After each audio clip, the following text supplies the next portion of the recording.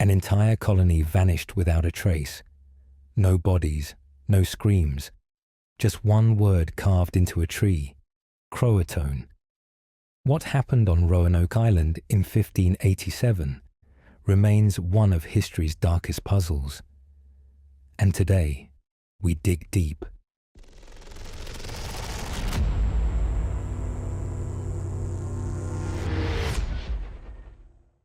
The late 16th century was a time of intense rivalry.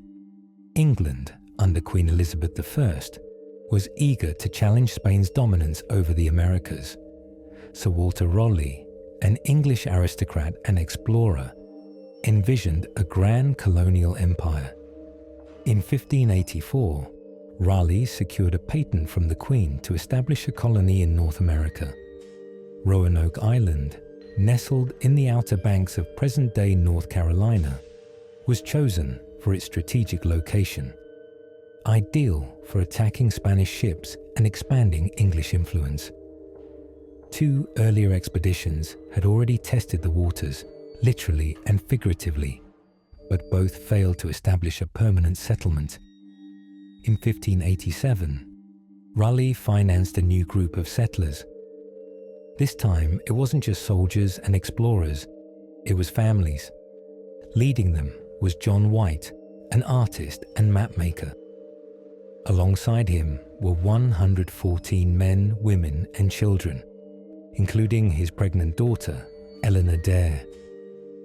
On August 18, 1587, she gave birth to Virginia Dare, the first English child born in the Americas. But this moment of hope masked a growing tension. The colony was poorly supplied, relations with nearby tribes were strained, and winter was coming. Shortly after the settlers arrived, John White sailed back to England to gather supplies. He promised a swift return, but fate had other plans. England was preparing for war against the Spanish Armada, and every seaworthy vessel was conscripted. White's return was delayed by 3 years. Finally, in August 1590, White landed again on Roanoke Island. He found silence.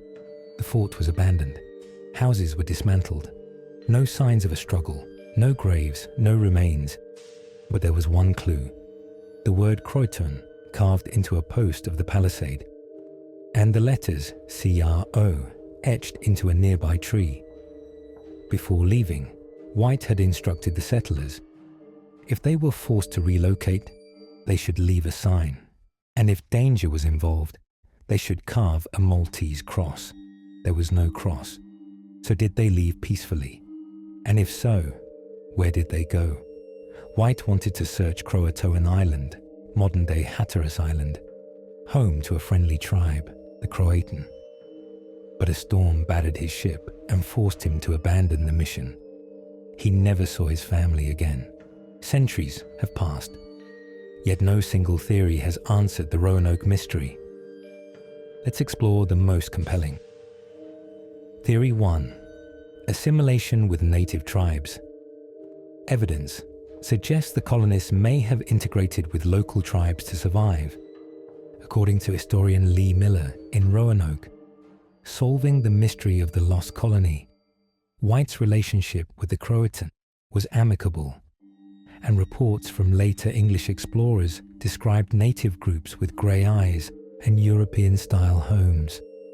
In the early 1600s, Captain John Smith of Jamestown received word from Chief Powhatan that he had wiped out a group of settlers living with a rival tribe. Was this the Roanoke colonists? The evidence is thin but intriguing. Moreover, archaeological digs at Hatteras Island have uncovered European artifacts dated to the correct era, suggesting possible cohabitation. Theory 2. Massacre by hostile tribes. Some propose a darker fate. Tensions between the English and several Algonquian-speaking tribes were already simmering.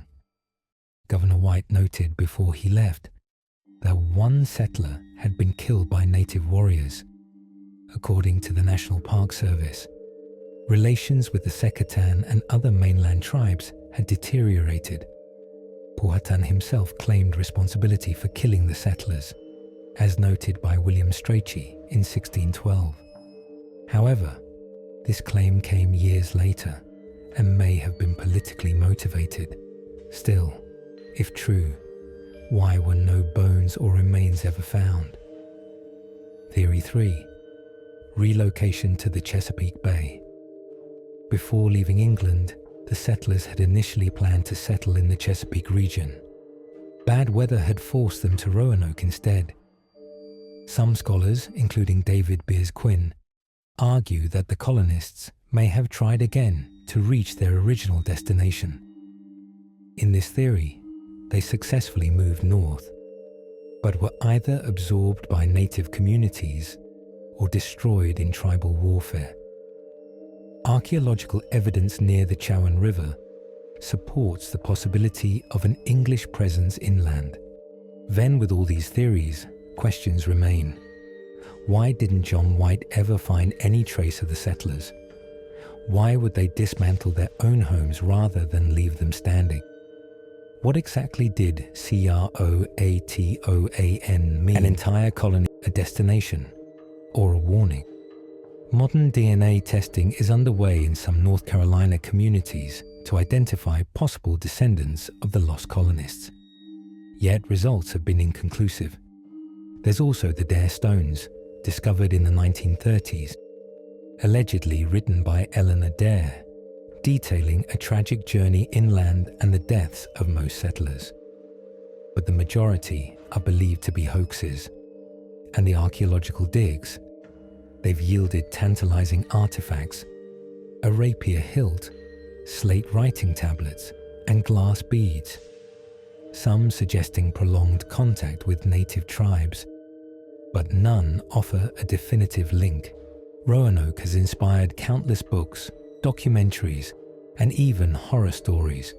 Its tale is etched into the American consciousness, not just because of what happened, but because of what didn't happen.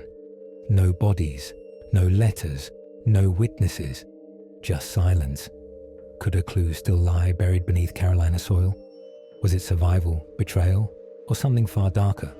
We may never know, but the mystery keeps calling us back. Unveiled Secrets, Roanoke, a colony lost to time, a question that echoes through the trees. CROATOAN. Roanoke. The lost colony of Roanoke may never reveal all its secrets, but this is just the beginning.